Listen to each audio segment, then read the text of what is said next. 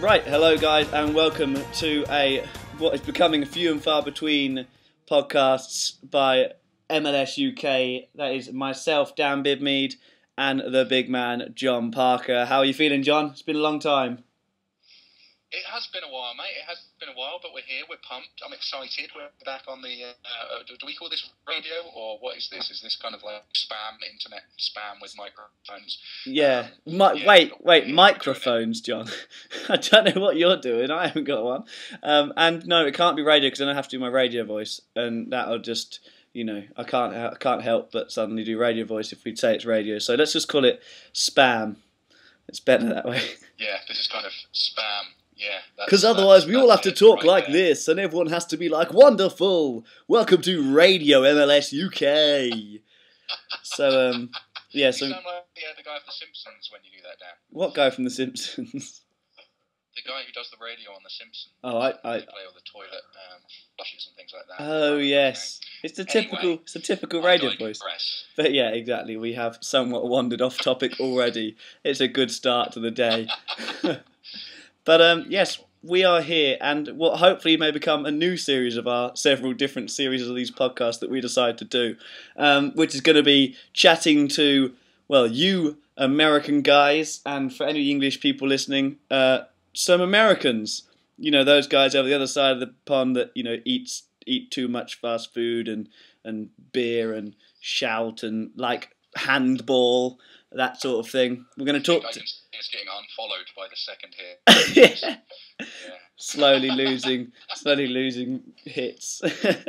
But yeah, we are going to start chatting to, the fans in the US of A, the real guys that are out there that get to, fortunately, unlike us, get to go to, game in, game out, and some who are having an impact on supporter culture within their clubs. So, are you excited, John? I'm pumped, mate. I'm pumped. I mean, I can't... This is like a special guest surprise slot right here, so, I can't wait for you to announce who this is that we're going to talk to. Oh, well, I suppose, without further ado then, I'll introduce you guys to somebody from my part of the site, I suppose, from the Columbus Crew supporters group of... Are you? Well, I'll introduce you first, because you're involved in a lot of stuff. So, I'll introduce you to, mainly, as far as we know them, from the Massive Report and Massive Report podcast, Matt Goshert. How are you, man? Hey, how's it going, guys? How are you feeling, buddy, coming on this illustrious, well-recorded, high-tech podcast here? I'm good. I have to clear up a couple of your American preconceptions. While I am fat and I'm also drinking, I don't like American football all that much. So just so you're aware. 2 out of 3 ain't bad, though, I suppose. So we'll work from there. I'm shocked and appalled. But yeah, so Matt, firstly, do you want to basically introduce yourself, who you are, where'd you come from, and what you're looking for in a date? I like long walks on the beach. If she brings me bacon on the first date, we're pretty much good to go. So you're a come naked, come alone, bring bacon for the morning kind of guy. That's what I like to hear. Yeah. Oh, pretty much. But no, I do some marketing and stuff for the Hudson Street Hooligans, which is a group that I've been a member of since 2007. Basically, the first year that Hudson Street was open to anybody who didn't live with the founders or go to high school with the founders. And then I also do the Massive Report podcast, which is basically the crew fan podcast that we do every other week down in the Arena District. And other than that, just I lived in Dayton, Ohio in 2007. Moved there in 2006. Started going to crew matches in 2007 when I finally found people who wanted to go, and moved to Columbus in 2009. And I now can actually see Crew Stadium from the room I'm sitting in because I happen to have a house that's really close to the stadium, which is really nice. So that's why I call my I write another blog that's not affiliated with Massive Report, but I call it 2 Blocks West, and it's basically just me ranting and complaining about anything and everything MLS. So that's me in a nutshell. Well, brilliant. And from listening to the most recent Massive Report podcast, it seems you and John have got similar views on the MLS disciplinary board. Yes. With things like the Showery Joseph challenge. John's views were, yes. Livid. Let's not get into that one. You know, I've had my say on this. I destroyed the. Well, I mean, what are they even called over there, Matt? Can you give us the official name for these group of wazzocks who sit in a room and needlessly hand out fines and whatnot? Do they have like an official name? It's the Hindsight is 2020 Club. Is actually what they call themselves. The Hindsight is 2020 wow. Club. No, it's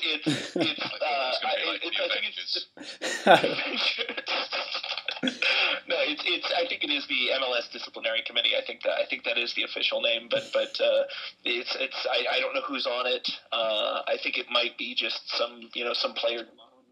I'm not 100% sure. Some soccer mums. Don Garber and a few players' moms sitting in a room talking about how the boys that fouled their boys are not good people. I think that's pretty much it. But that sounds about right. Yeah, it does. But so Matt, for you, because obviously for English, listeners, people in general, you grow up, you support a soccer team, and it's kind of inbred with you in a sort of from a young age. But it's not really nowadays. It's becoming more so in America, but it's not. That's not the way you're brought up in America. So, firstly, what brought you in to being a soccer fan? Well, the biggest thing was when I was a kid. When I grew up in Fort Wayne, Indiana, which is about 3 hours northwest of. Don't even remember directions right now. 3 hours northwest of Columbus, and we had at the time in the mid to late 80s an indoor soccer team, and so my dad used to take me to games all the time as a kid, and that's just what kind of got me into the sport in general. And then the Fort Wayne lost the team in, I want to say 89 or something, somewhere near 88, 89, somewhere near there. And Fort Wayne also had a hockey team, and I grew up playing hockey. And I grew up watching a lot of hockey, and so that was really kind of took over as primary sport until '96 when the MLS came around, and Fort Wayne is kind of equidistant between Chicago and Columbus, and Columbus had a team at the time, Chicago didn't, and so I started paying attention to Columbus back when the league started, but it was also a 3-hour drive to a city that I didn't know anyone, and so I really wasn't, and it was MLS in its infancy, and I really wasn't, a rabid, hooked fan or anything along those lines, and but I always did pay attention to the team, and I always did pay attention to the league, and then just moving closer when I moved to Dayton, I really was like, I watch. Obviously, I've watched the World Cup. I watch the U.S. national team. I'll watch some English games and stuff when I could find them, because it wasn't nearly as easy 5-10 years ago to find the matches as it is now. I'm like, I'm going to start going to these games. I'm going to start seeing what's going on, and it really that's really what got me going. And so I started going summer of my first match actually was an away match in Chicago, because I had some friends who lived in Chicago, and it was me and one other person, and we were the only two crew fans in the stadium at the time because the team was not very good in 2007. So that was an interesting experience. Then I'm like, okay, I have to start going to some games in Columbus and start meeting some people, and it really just kind of grew from there. And I've only missed one home match since the end of the 2007 season. And unfortunately, because my friend has an ill-timed wedding that I have to be in, I will be missing my second crew home match in as many seasons at the end of May. So I'm not pleased about that. So I do have a plan to try to break up that wedding. Oh, good. I was going to say you're going to try and get out of that somehow, and Well, I'm in charge of the bachelor party, so I'm thinking, if I have some, photographs, things like that. We've all seen Hangover, so just go for that style. Just roofie him. Yeah. It'll be fine. That sounds good. But so how have you found, as you say, in 2007, it wasn't a particularly fun season for Crew fans, but 2008's fortunes were somewhat different. How was that for you? You know, it was this weird roller coaster it was the year that really kind of everything from a supporter's side kind of galvanized. From a team side, it all of a sudden the team went from being not that great year in year out to really kind of solidifying, and it was not the most attractive. It was not your quote unquote LA Galaxy sexy football or anything along those lines, but it was just do what you do to get the job done, and game in and game out. I remember other than and it was I went to so many away games that year and so many just random things where it was like the team's down, but you're not really worried because they're going to figure out what they need to do to win by the end of the match. And I've not really had, unfortunately, there was just something weird about that season because it's not really happened since then as well. But it was really just one of those things where it was a perfect storm almost, and it was going through. I didn't get to go to the final in LA, which I still kick myself about. But those two home playoff games, the home playoff game against Kansas City, and then especially that home playoff game against Chicago, are two of the outside of. With the possible exception of the USA-Mexico World Cup qualifier, are two of the best games that I've ever been to, just as far as just intensity and atmosphere. Yeah, because I mean, the atmosphere is just a different thing in America, isn't it? I mean, John probably won't know that much about that because Revs have no fans. So there's like 30 guys that show up. We have a solid group of 10 cleaners that turn up and sweep the stands. They're dedicated. Yeah, well, that's how we get down. I thought it was just some sort of really long-term stadium ban where MLS was forcing New England to just play in an empty stadium like they did in Italy a few years ago. But it was just New England never realized they were allowed to sell tickets again. I think they just think it's still enforced. I don't know. Yeah, they've still been punished for it now. One day that Tom Brady was like, I don't really like soccer. And then everyone went, oh, no, me neither. No, I don't like soccer either. So that was all went downhill for refs. But no, I got a bit distracted. I was going to say, in America, obviously, the atmosphere is different to, what English fans and English people are used to. I mean, how would you best describe the differences? I mean, have you ever? I mean, I know some people go to Europe and learn how to, be like European fans. I'm quoting from that video you sent me. What was that? That was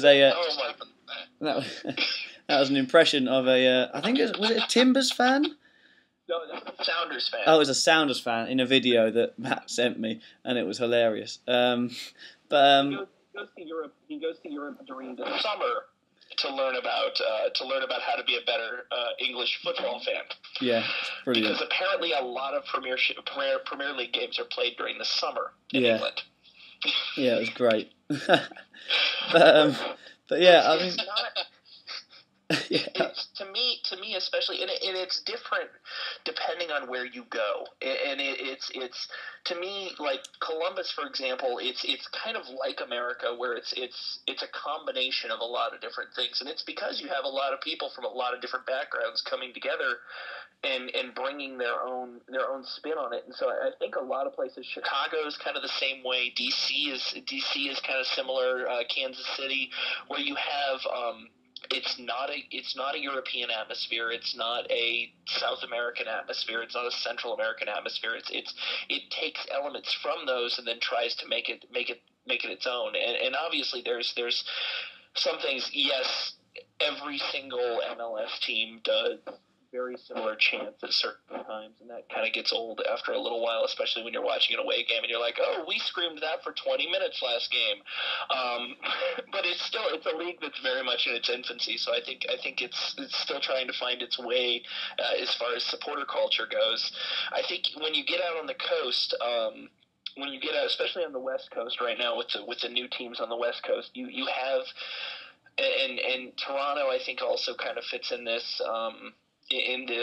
Philadelphia not so much, but a lot of the newer teams are really trying to copy what their interpretation of a European atmosphere is, and I don't think it's necessarily the most genuine thing. I obviously they're selling tickets, so that's a good thing. But I think that I think they'd be selling tickets whether or not they were trying to do what they're doing.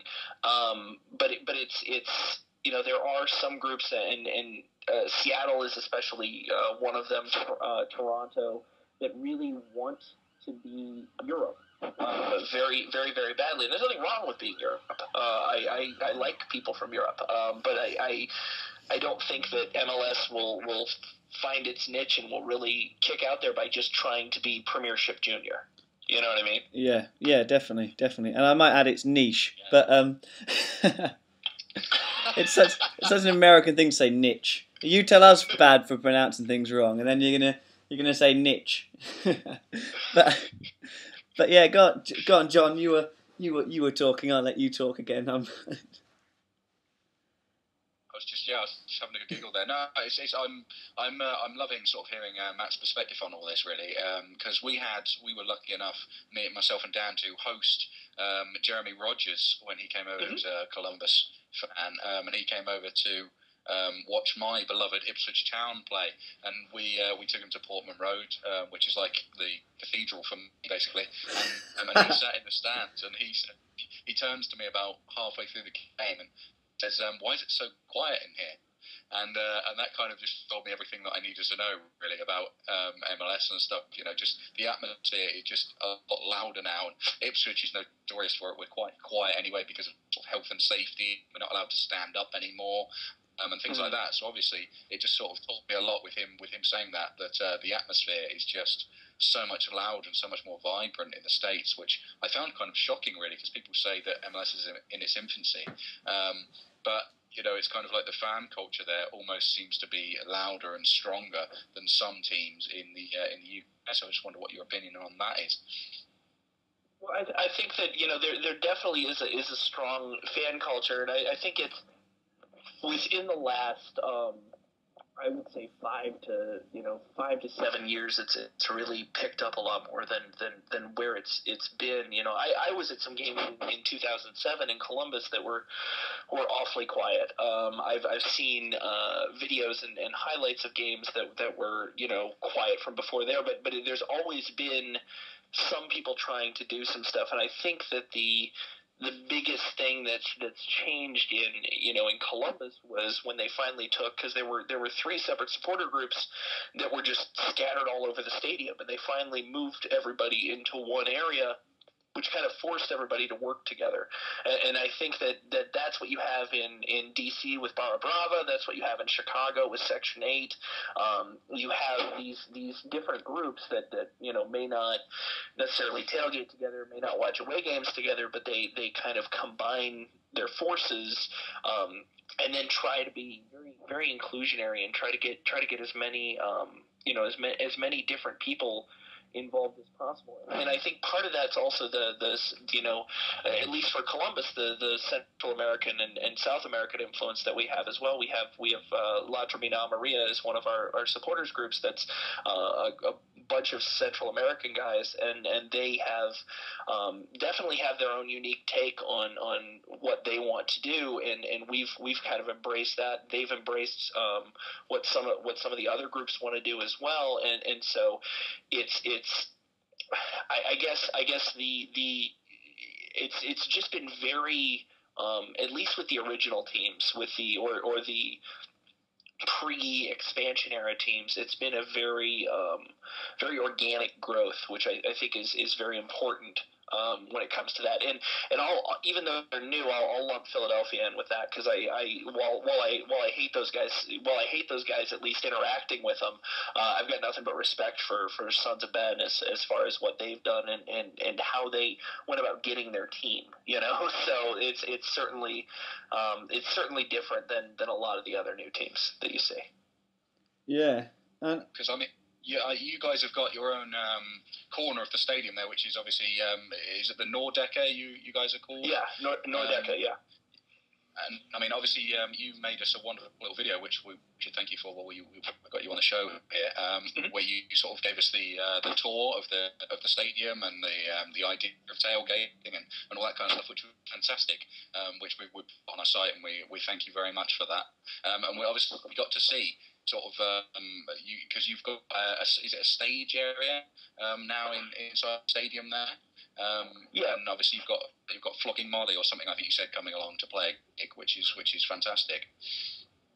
Yeah, they do quite a few different concerts at the stadium, and it's just another revenue stream and another revenue opportunity for the club, because the club actually owns the stadium. It's not a municipal stadium, or it's not owned by the public. The club actually paid for that.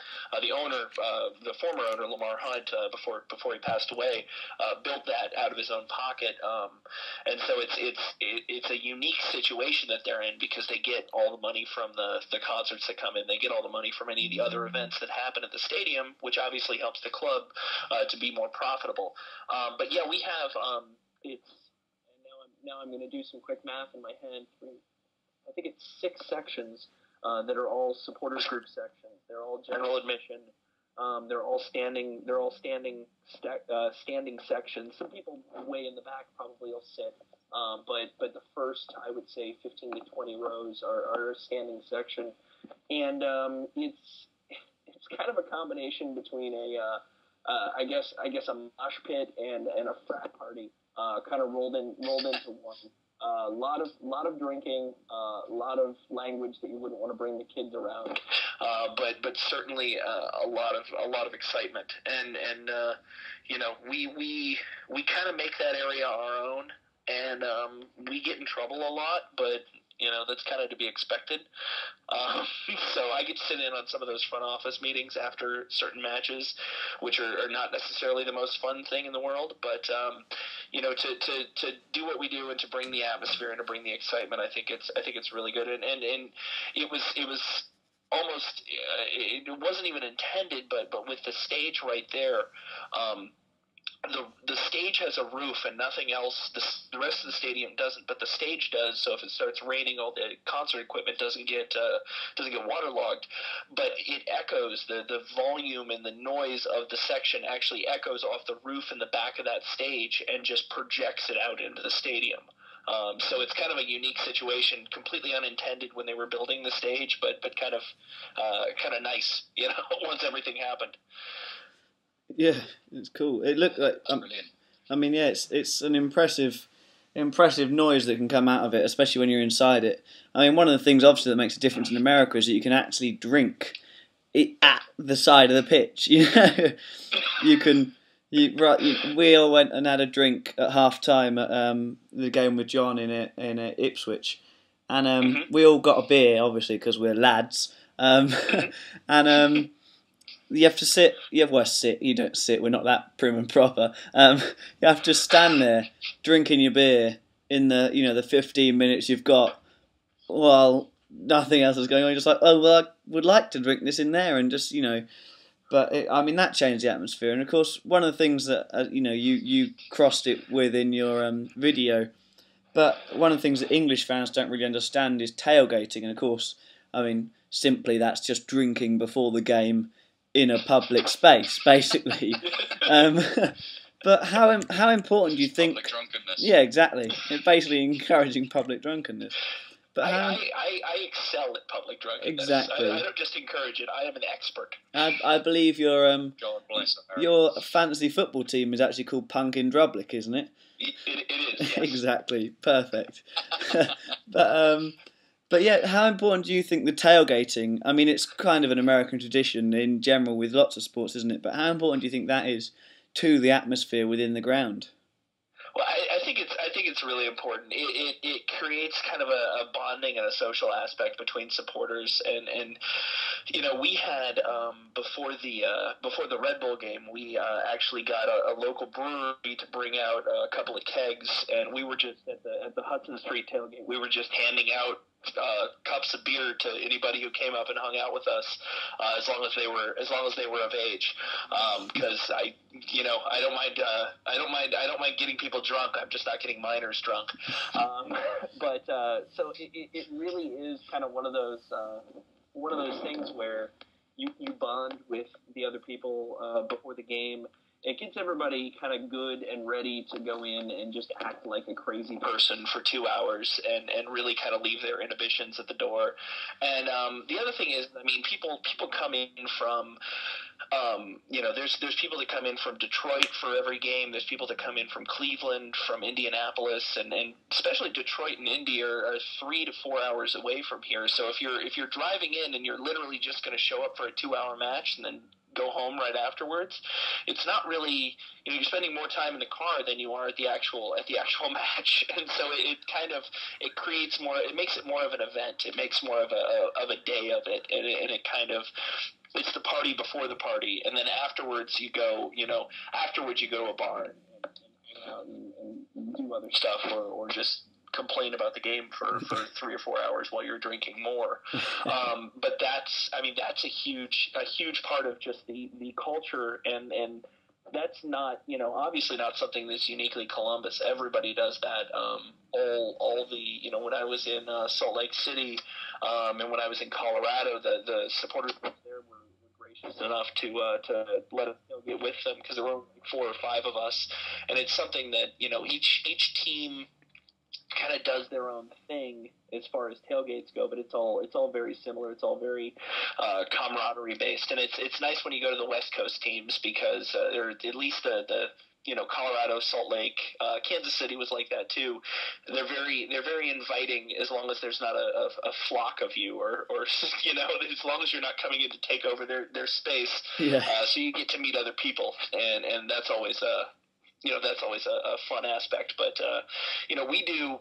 The one thing when I didn't start it, but when the people that started HSH, one of the selling points of becoming a Hudson Street Hooligan member was you got for $5 for the 4 hours before the match at the bar that we hang out at, you got all you could drink beer. Oh, wow. So it was essentially you got a pint glass and a wristband, and the wristband said that you paid your $5, and so you could just as much as you wanted to drink before the game. So that was being on a college, being on one of the 10 largest college campuses in the country, was obviously a selling point to get people interested in HSH to begin with. So. Yeah. Sounds brilliant. I only wish there were. Right now. I know. Let's go. Let's go now. $5, and that's only like £1 in English money, John, as well. Perfect. I was going to say that's pittance. That's nothing. Exactly. Absolutely throw nothing. That to the peasants every it's day. Like Monopoly money, that, isn't it? It's brilliant. But yeah, Matt. I thought a chimney sweep sold you guys that so you could have bird seed to throw. Yeah, exactly. Isn't there chimney sweeps on every corner that sell bird seeds? Yep, bird seeds and painting on the pavement and stuff. That's how it works. Yes. I'll be honest with you though, Matt, I don't really go to these things because I'm usually with the Queens, so we don't really go out onto the streets. Yeah. It's just I sit on my throne and I drink my tea. With Lizzie. I thought she was busy running Canada. But before we go off on Hogwarts and all sorts of other British isms, and then going into the other Danny Dyer style of Britain, but so I'll bring us to wraps with a half an hour podcast already under our belt. Accidentally, as always, we take far too long on these things.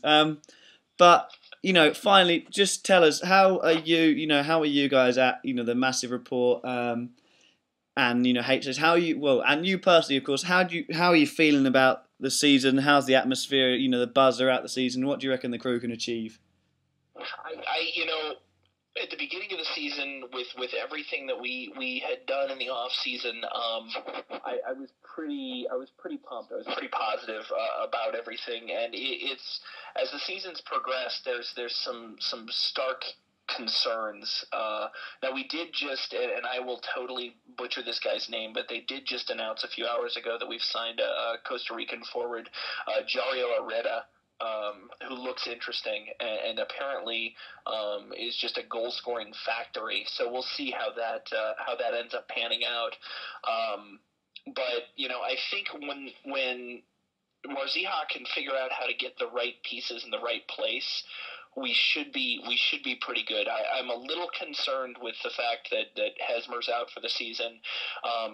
Grunewald's an amazing keeper, and I think that it could be a starting keeper at almost any team in this league, but he's just not had that sort of game in and game out pressure. So that's certainly something to watch as well. If he can hold form, and if the rest of the team can kind of gel together, I see us making a run at the playoffs, and I certainly see us trying to make some sort of statement in the Open Cup this year. I will. My number one prediction is that we definitely will finish higher than Toronto. That is going to happen. But it's 6 games in, 6 games in, 7 points. Fortunately we're in the East, so that's going to help us as well, because there aren't any wild card spots this year. It's just top 5 in each conference get to go to the playoffs. And I think that pretty much any day we can beat most of the teams in the East. Kansas City's a little concerning this year. DC's having a pretty good run as far as just right out the gate, but we'll see what happens. But I do think we'll be in the playoffs this year. I think that we're a better team than we've been showing recently. It's just a matter of the guys gelling and kind of figuring out what's going on and who's going on and where. Well, brilliant. I like that. Very nice, honest answer, and I suppose we will leave it there. But of course, anyone can find you on Twitter, of course, as with anyone in the world. Anyone who's not on Twitter isn't worth any time. So they can find you on Twitter, and it is just simply at Matt Goshert, is it not? Yep, it is. Nice and easy. And of course, they can also find the Massive Report, which is it at Massive Report?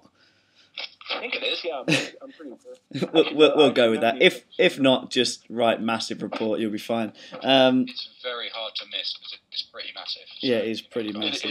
It is. It is pretty massive. But yeah, so obviously, also, if you want to check out the video, we have been mentioning briefly in this video, podcast, then go online. It is live on our site at the moment. It is also on YouTube. So yeah, that's the Stadium Tour brought to you by the Massive Report.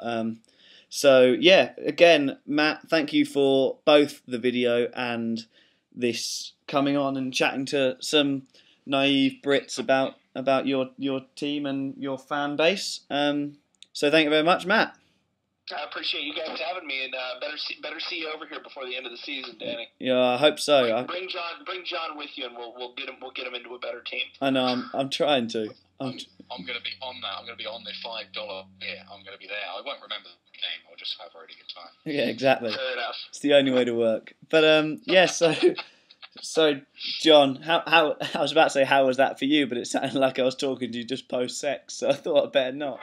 But so John, we could light up a cigarette and have that conversation if you want. How was that for you, John? Oh, it was so good, Dan. It was so good. Brilliant. No, I really appreciate Matt coming on the show, and I say show, the disorganised ramblings of two semi-drunk British guys is basically essentially what this is. Yeah. But no, we really appreciate you coming on here, Matt, and talking to us, and it's lovely to hear. Sort of obviously all I do all day is just read and write about the Revs, so it's really nice to hear a perspective of someone else and another team, and to get that insight, and obviously, in my eyes, the crew were obviously sort of such a well established team, and obviously was it the first soccer specific stadium in the USA? So Yeah. It's kind of like it's such a wonderful achievement that, and so it's such a nice team to be involved with, and obviously you guys have got such a strong history, so it's great to hear about that. Really, so thank you so much for coming on the show and talking to us about that. Yeah, thanks for having me, guys. Well, we shall sign off and leave it there. And as always, you can find me and John on Twitter. You can either write to the site, which is at MLS_UK, or of course individually, I am at DannyB90 and John is at Guitar Spoons, all one word. And so thank you from me and thank you from John, I suppose. Thank you from the big guy. Thank you. Merci beaucoup. So we shall hopefully bring you some more perspectives from the fans, the real, down and gritty, at a later date. We never know when because we're so horrendously unorganised at this site. But we shall see you all again soon. Thank you very much for listening and good night.